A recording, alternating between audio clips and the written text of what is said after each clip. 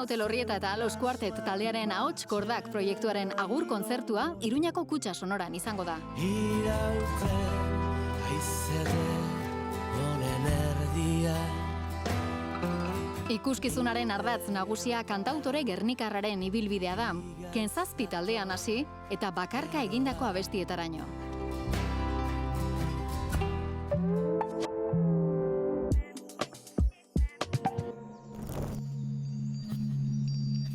Rekalde aretoan dagoen Ra Asen ziren Barne Lurra erakusketa, Bizkaiko artista berriei ahotsa ematen dien Barriek programaren parte da.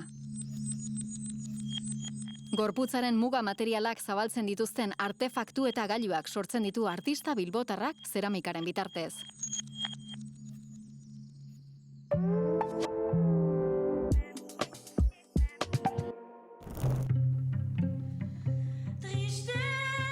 Abia hirukotea, poema garaikideetan eta gaurko hizkuntza librean oinarritzen da. Erritmo eta polifonia berriak proposatuz. Omen izeneko disko berria aurkeztuko dute Atabalen. Oian Indart dantzari ere izango da. Martzelina pertsonaiaren bidez, gizartearen arauetatik kanpo bizi izan den euskal kulturaren lekua galdekatzen du.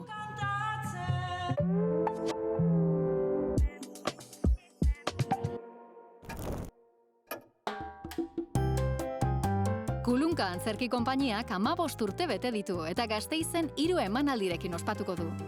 Bihar, Solitudes antzeztuko dute.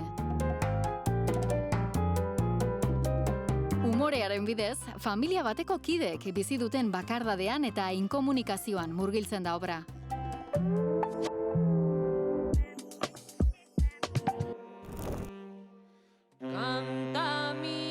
Tabakalerako Kutxa Fundazioa Klub Aretoak bizi ala iraun zikloa jasoko du maiatzer arte.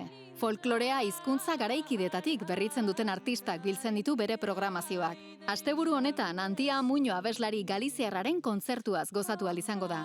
Bere proiektuak jazz popa, egile kanta eta galiziar musika tradizionala uztartzen ditu. Kulturplanik onenak EITB-ren eskutik.